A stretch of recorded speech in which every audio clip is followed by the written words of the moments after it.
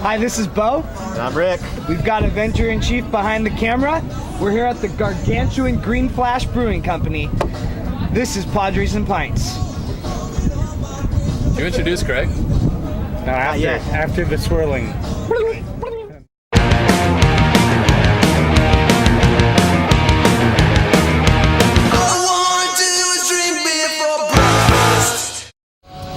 We are here with Craig Elsten of 619 Sports. Thank you for joining us on this wonderful day. Love it. Great. Who knew? Green Flash here right in the middle, Mira Mesa Boulevard. So close to the XX 1090 studios. If our sales department finds out about this place, the station is ruined. It is ruined. So Ruination! Speaking of 1090, you just started your radio show there. I want you to tell us a little bit about what you've been up to. Really exciting. It's been a while that I've been kind of dancing around with 1090 and are we going to do something? We'd been talking about it. I got through, because as you guys know, I juggle a lot of different plates. We got through the winter soccer season. Thank you so much to Rick, representing the Ben Collins jersey that he actually wore when he was 10 years old and can still wear today at the age of... Stand up, Rick. Show everybody your belly button. No, you don't need to see that. It's an HD camera. They don't need to see that. This is what I love, is the nylon with the collar. With the collar. How many times do you see a nylon collared shirt or jersey? But there we have it. And I think the numbers are in felts, too. It's a lot of material. It's like felt. Beautiful soft terry cloth. It's really nice. It's pleasant. But anyway, so once we got through soccer season, Aztecs baseball, Jack Cronin and Mike Shepard and the guys over at 1090 brought me in, and now I'm doing a weekend show every Saturday and Sunday. Generally midday Saturday, morning on Sunday. Kind of dances with the Padres, because when they're obviously on the West or East Coast or in the Midwest, then they'll play in the middle of the day, and I do an evening show, that type of thing. Sunday mornings pretty steadily, plus 2 columns a week now for XX1090sandiego.com on Tuesday and Thursday mornings. So moving into the shop over at BCA, and it's really exciting. Nice. What has been the highlight so far in your roughly 3 weeks back on the radio? What do you think's been the highlight for you so far? And it opened the show, so it's weird, but it just so happened that the day before I was going to do my first show, Tim Sullivan got fired at the UT, and, I was angry. I found out from a tweet from Marty Caswell that Tim had been fired, and then, he confirmed it on Twitter that night, and I was just on Twitter reading all the national writers, almost everyone chimed in. New York Times, Alec Baldwin. Right. I mean, Peter King, all these people were just chiming in going, oh, this is a travesty, And I knew Sullivan followed me on Twitter just because we had gone back and forth before. He had responded to a tweet I had done before, so I knew he followed me. So I DM'd him that night and just said, hey, sorry, and I'm sure you're going to say no, but just in case you say yes, I've got a show tomorrow, and if you want to talk to San Diego and tell them why what happened, you can do it. And he immediately replied back, within 3-4 minutes, and just said, well, my schedule is suddenly clear. So, Tim came on. We did probably close to a half-hour interview. It's still up on there as a podcast up on XX1090sandiego.com. And, all the feedback from that interview was so positive. I think for a lot of people in the San Diego media world, it was more of an important interview than maybe for the average listener who may not be as deeply tied into, what's happening in the UT and just the San Diego media world in general. But from a standpoint of, I think, establishing the show right off the top, that has to be the highlight. I think that, through the internet, it's very easy to bash, anything that anybody's doing. But when it comes to the UT, that was the one column that, whenever I read from Tim Sullivan, I always thought that I was getting something that was well thought out, well researched, and worth my time reading. I never felt like he mailed it in, and I never felt like while I might have a disagreement with, what he thinks, I would never critique him harshly because I always thought that he was coming from a very honest place. So yeah, it was disappointing to see him from a place of reason is how I'd put it. And I try a lot of times when I'm on the air to come from a place of reason. Like you have an argument, you criticize someone, you criticize a team or a player, organization, a direction, a decision. If you come from a place of reason, if you have a reason behind what you think, you have a sound argument, then to me you're on firm footing. So to me that's just kind of natural that's the thing to do. And I think all of Tim Sullivan's columns were grounded in reason and in deep thought. Maybe too much for some people, because he wasn't going to toe a company line. He wasn't going to just say, yeah, rah-rah, ballpark, because they want me to say rah-rah ballpark, or rah-rah this, they want me to say rah-rah that. Write 17 Chargers columns in a row because we tell you to, whatever.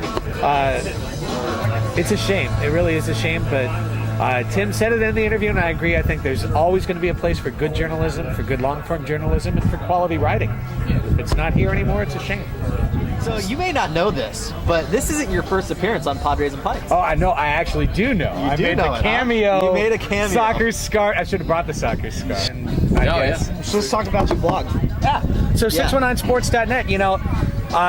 Kind of in limbo right now, frankly, because I'm back in a radio gig and loving that and doing columns for Double X. So I'm going to give those to Double X first. I haven't closed it. I'm kind of like leaving it there. We've got soccer season coming up. I probably might still need it as a broadcast conduit for the Soccers. I'm really trying to bring the spirit of the site into my weekend show. And the site was built, leaving radio, Inauguration Day 2009, and just looking at San Diego sports overall and saying, we're not covering enough. We've got a lot of great stories in our town. We've got a lot of great teams in our town. We've got a lot of great things beyond our mediocre Padres and disappointing Chargers. Let's look at these stories. Let's look at what's happening at State, which at the time, even in 2009, if you think about it, was not covered that much. No, now, a lot. Yeah. Because of the basketball team. Yeah. But at the time, not a lot. USD, less. UCSD, less than that. The Soccers had just come back. So for me, it's really looking at San Diego, focusing on San Diego. That's what 619 Sports was all about.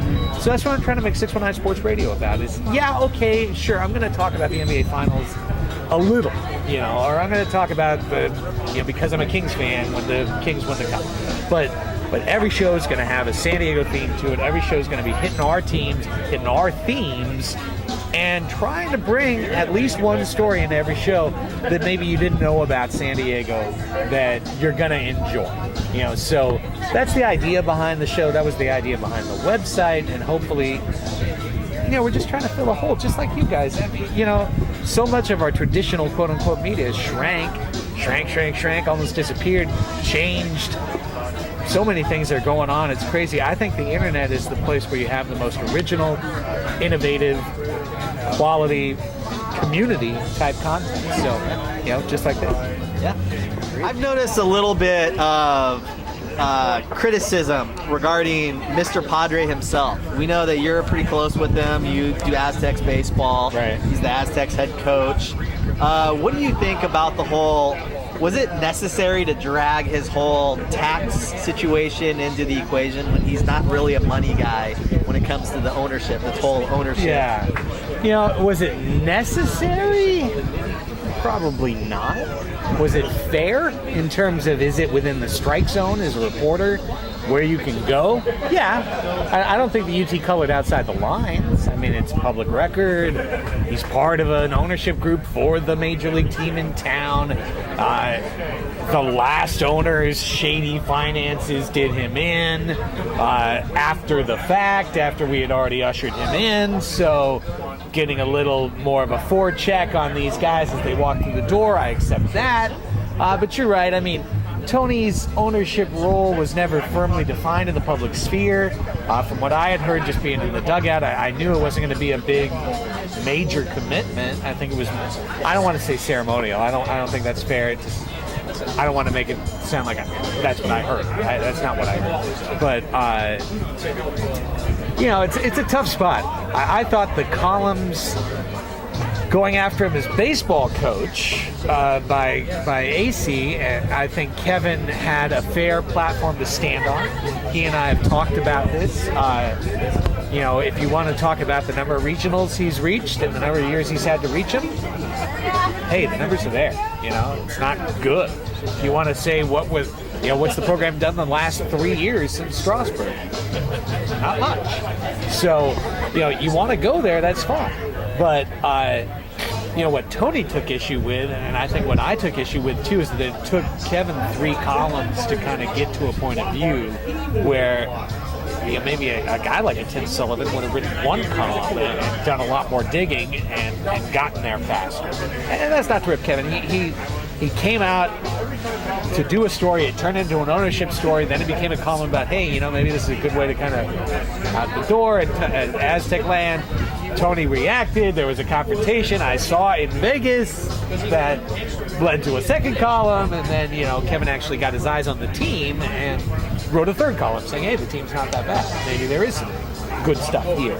You know, that was kind of, I think, Tony's point was, why don't you come see the team, talk to the guys, learn something about this team, and if you do that, then you can write, hey, I'm, you know, crap, or I'm good, or whatever.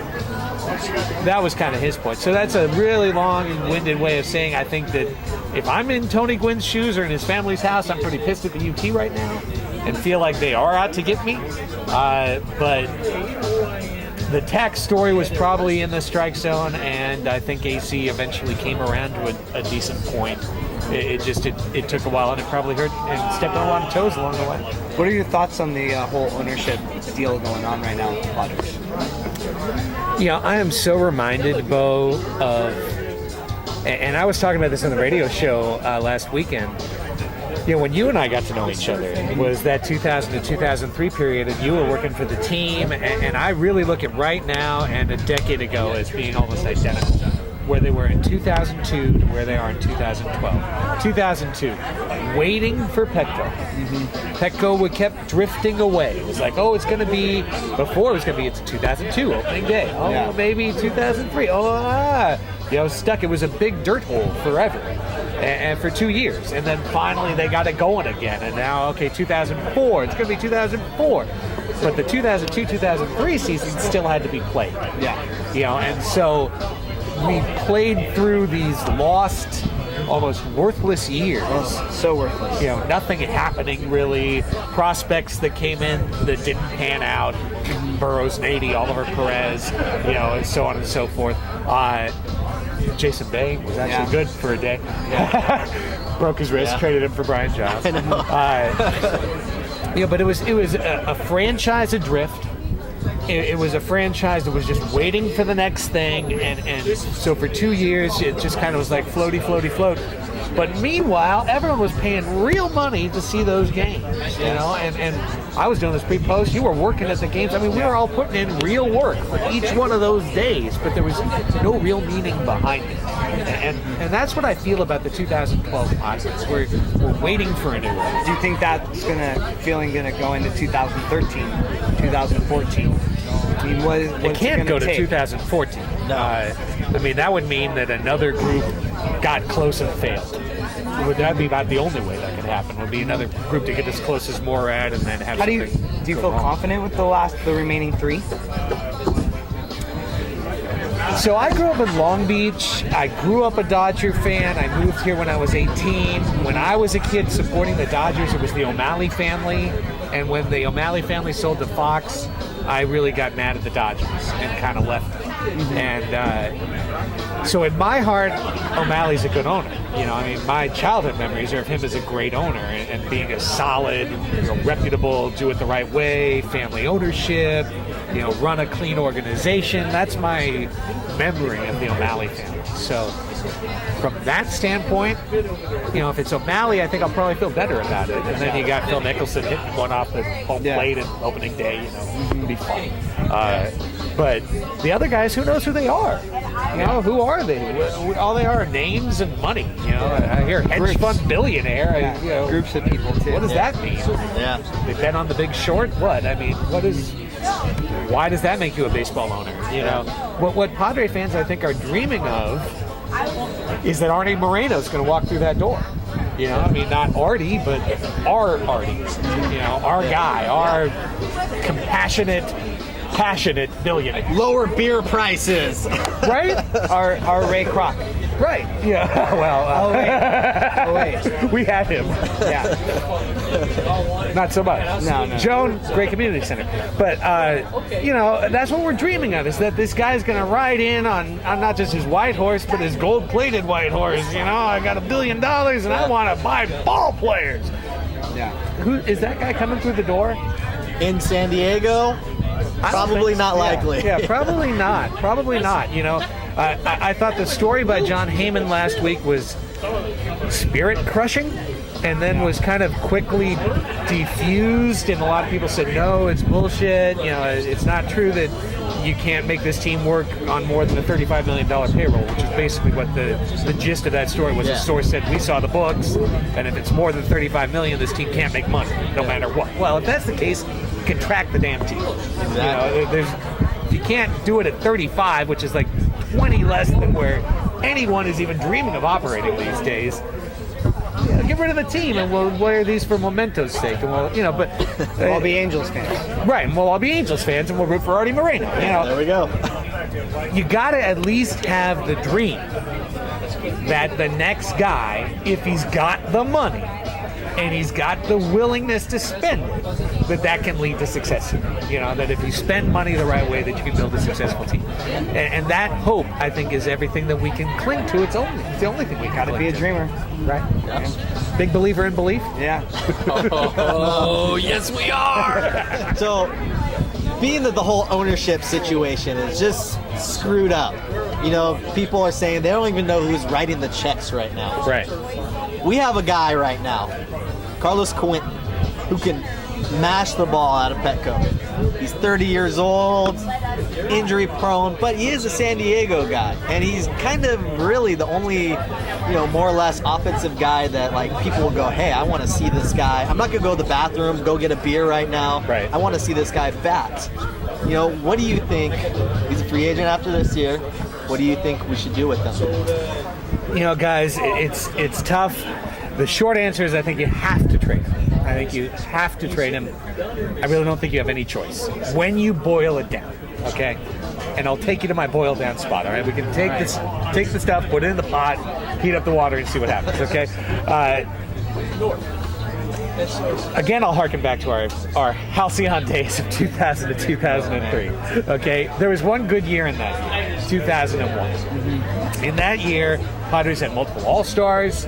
Phil Nevin had 41 homers. Ryan Klesko was an All-Star. Ricky Anderson got his 3,000th hit and set the runs record. We know all that stuff. But back then, I was doing pregame, postgame on the radio for the Padres. Bye-bye. And there was a steady drumbeat that I had almost... I used to kid with my co-host Ben Higgins. We all know Ben. Hi, Ben, if you're watching. That I used to kid with Ben that I'd have an egg timer, my Phil Nevin egg timer, that every 3 minutes, if I had to set it, I'd be like, Padres need to extend Phil Nevin. Padres need to sign Phil Nevin. Padres need to get Phil Nevin and Ryan Klesko contracts, because those guys were up for free agency. You know, if you go back in time, those guys were up for free agency. And if you go back in time, on a team that didn't have a whole lot, those guys were reasons to come to the park. Yeah. You know, they were exciting. Definitely. They were in the prime of their career. They were hitting home runs. They were driving in runs. They were fun to watch. Bad to the Bone comes on. Symphony of Destruction comes on. You're fired up. You're ready to go. You know, so it was like sign Nevin, sign Klesko, sign Nevin, sign Klesko. And the Padres did. 2002, 2003. What did we just talk about? Franchise adrift. Franchise at sea. No rudder. No engine. Yeah. And two signed sluggers getting hurt in their early 30s, in the prime of their career, providing nothing for a team going nowhere. But they had contracts that were sinking the team from doing other things. You know, and if you want to draw a crazy parallel, you get to 2004 and you don't have the money when you have the number one pick to go sign Jared Weaver or Justin Verlander or even Stephen Drew, who they probably would have signed. You know, they signed the kid from down the street. You know, so... We don't need to name him. Yeah. The shortstop who shall not be named. Yeah. Mission Bay. Not the best Mission Bay buck of all time. So, 10 years later, we're kind of in the same spot. And right now, as a franchise, I think the Padres are that young family with 2 parents and 1 child trying to make it do on 1 salary, trying to figure out what car they need to buy. You know, the Ferrari looks really hot, but it's not Ferrari time right now. Yeah. It's go get a modest vehicle with good gas mileage. And for the Padres, Quentin is a Ferrari. He is 30. He has been an outstanding contributor to Major League Baseball when he's healthy. He has not been healthy all the time. He's had multiple seasons of major injury. So when you have one, you go, okay. You know, when you have more than 1 year where you missed, you know, half the year, almost half the year, you really start to wonder. So then you mix in, okay, well, what are guys in his age range, in his production range, making? And go look up Jason Worth's numbers. You know, look at what Jason Worth was doing before he got signed, what he's done since he's been signed, and what he got in between. 7 years, $123 million. Is Quentin going to get that money? No. But is he going to get 5 years at 18 or 19 per, 17 per? Maybe. Maybe?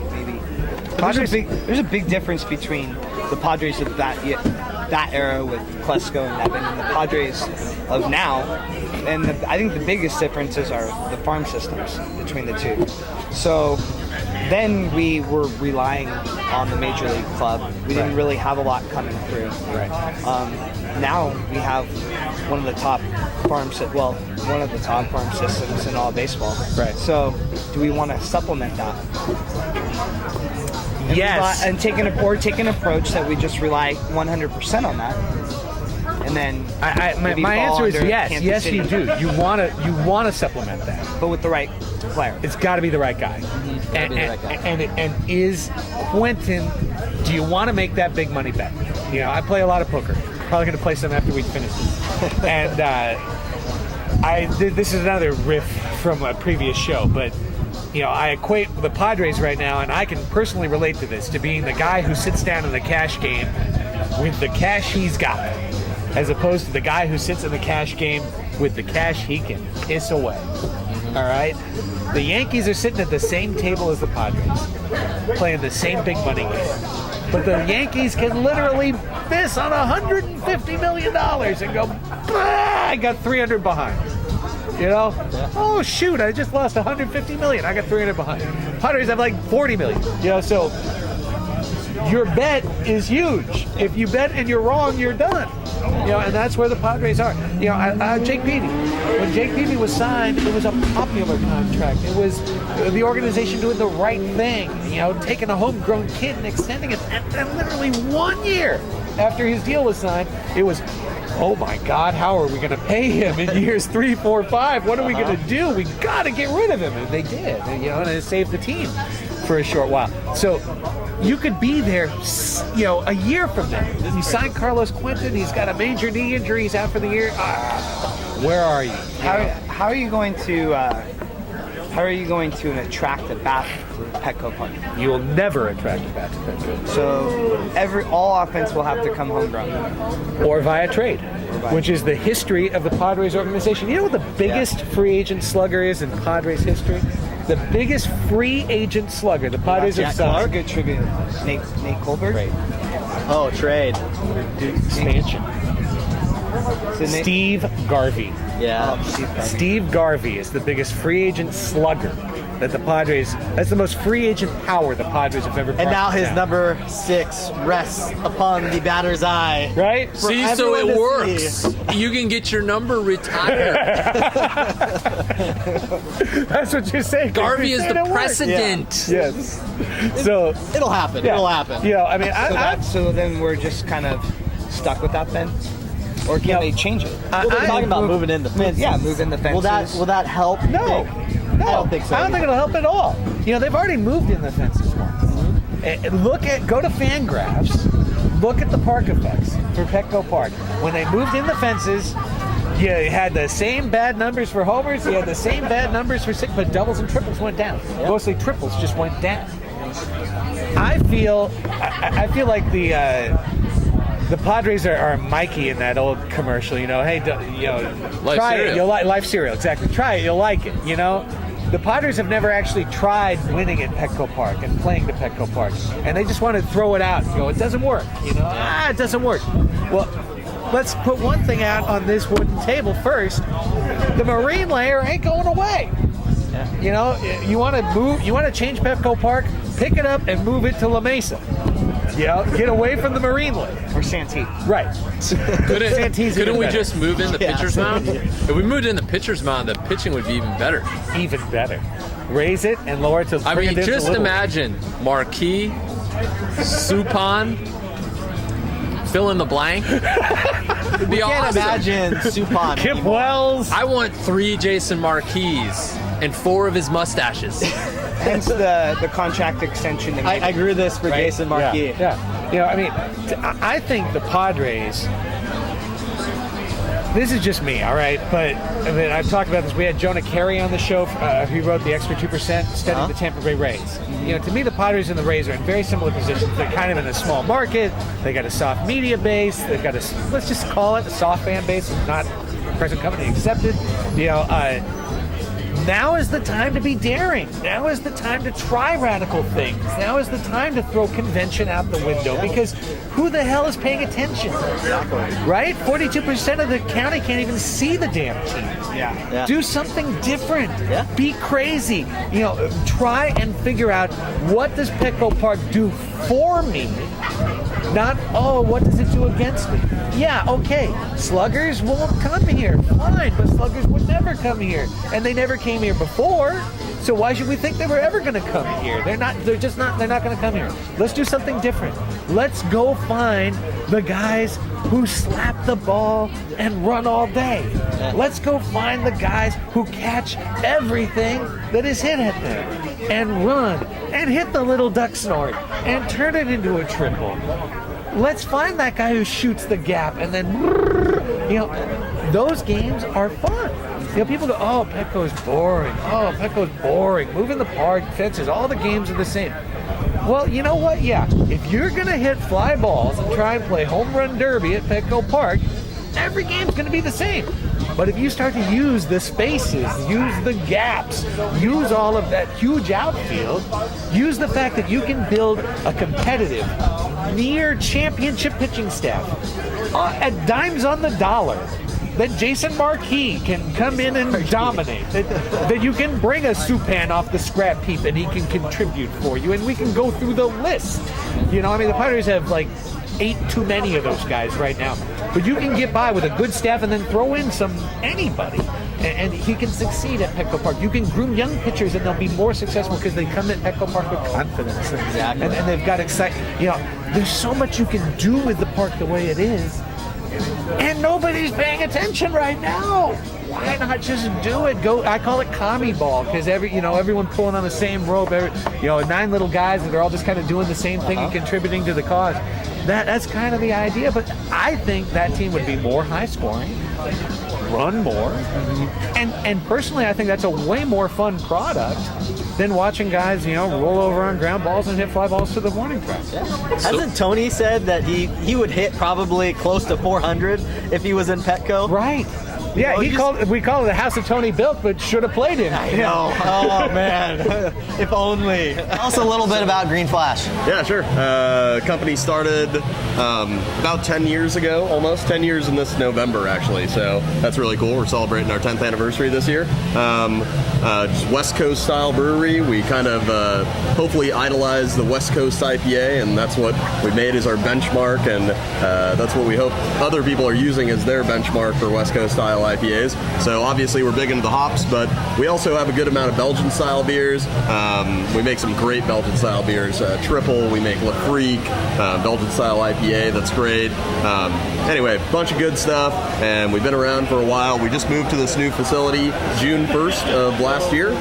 So it's been about a year here at the new facility, and we almost 4 times our production from the old facility. So we're looking forward to moving forward and opening all the new states that we can, and hopefully we'll be in all 50 states by the end of next year. So we got a movie night tonight. Yeah. You guys carry events here every now and then. Why don't you tell all about that? Sure, yeah. I try to do some fun event type things that aren't necessarily just beer related. I try to do some stuff that's kind of cool for everybody, you know. So we're doing one with Surf Aid tonight and Misfit Pictures. It's called Behind the Palms, 10 Years of Surf Aid. That's the name of the documentary from Surf Aid themselves. And it's a little bit about their company and what they're trying to do. And then we have our feature film is called Manufacturing Stoke tonight. And it's all about the surf industry, trying to be a little bit more sustainable and using better materials for surfboards and all kinds of that sort of stuff, I suppose. Do all kinds of fun events that, like I said, aren't necessarily beer related. We have a big car show coming up in August called the Motor Union.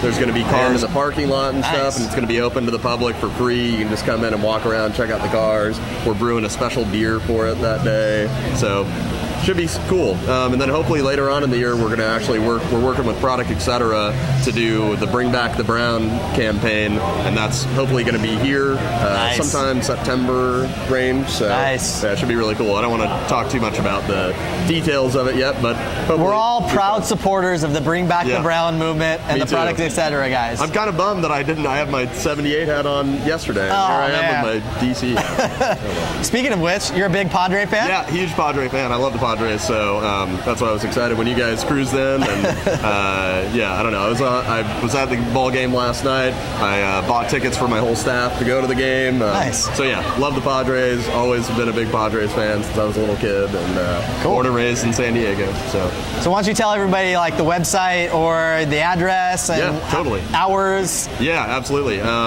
Let's see, greenflashbrew.com is the website. We also have a pretty cool Facebook setup, so check us out on Facebook as well. The hours of the tasting room are Tuesday, Wednesday, Thursday from 3 p.m. to 9 p.m. Friday, we're open from 3 p.m. to 10 p.m. And Saturday, 12 p.m. to 9 p.m. Sunday, 12 p.m. to 6 p.m. So a little earlier on the weekends and a little later during the weekdays. And then all the stuff about the events, anything we got going on is all on the website. Then you can always email me, Dave, at Green Flash Brew if you have any questions. Cool. Well, thanks for joining us. You're welcome. Enjoy the beer. All right, thank you. Cheers. All right, Craig, you've been warmed up. We're at Green Flash Brewing. Very much so. Now ready for rapid fire. Question number 1. I'm ready. Let's do it. What is tighter, this Ben Collins jersey that I wore when I was 10 years old, or former Sockers star Wad Hermes and his shorts? Wow. Wad Hermes shorts tighter than that jersey. Congratulations, Rick. But for most men of your age, it would be the other way around. Question number 2. You've spent a lot of time at the ballpark. Yeah. What is the first piece of walk-up music that comes to mind? Wow. The first one is Mark Kotze, 3 Doors Down, Kryptonite. Question 3. More egregious continued radio play. Mrs. Robinson cover by the Lemonheads or anything by Coldplay? Mrs. Robinson covered by the Lemonheads. Coldplay's had some decent songs. I agree with you. I hate the Lemonheads. Yeah, and you know, come on, just play the original. Question. On a scale of 1 to 5, with 5 being ridiculously stalker-like and 1 being every other Tuesday, how frequently do you text Lee, Hacksaw, Hamilton? Can I count tweets? Because I definitely at least will offer like some sort of critical tweet of Lee. Text! Yeah, text! I never text Lee Hacksaw Hamilton, but on my phone, if you text me, the ringtone is Hacksaw saying text. Vetter Cup. Yes. It's all about the Vetter Cup. Does it look like a German beer stein or Lord Stanley's cup? See, I'm imagining like a traditional cup, but when it rises to the top, it looks like the silhouette of Pearl Jam's 10. You know, all the guys are rising up, and then with flannel along the base. I just feel like there's got to be flannel associated with a Vetter Cup in some way, shape, or form. You are creative. Perhaps we need to consult you. Next question. Mrs. 619 Sports offers to return home with 6 bottles of icy beer. What beer have you politely requested? Besides wonderful Green Flash. I was going to say, Which is delicious. It is absolutely delicious. Let me just say for the record that this particular thing has never happened. And it would be wonderful if it did. Fat Tire. I like the Fat Tire. It's pretty good. Fat Tire, New Belgium. This has been Padres and Pints with Craig Elsten, 619 Sports /XX1090. Yep. And a Kevin Elster jersey from spring training 1994. Kevin Elster, who may or may not be a degenerative dirtbag. He may have had more hits on Padres' wives than actual hits in Padres games. Oh, Elster. Goodbye.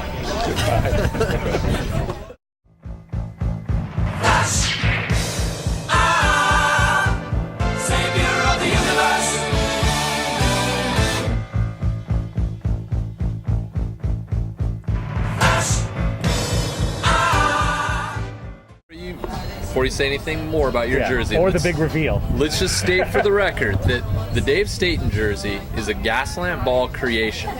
Do you know where it is right now? No. I don't either.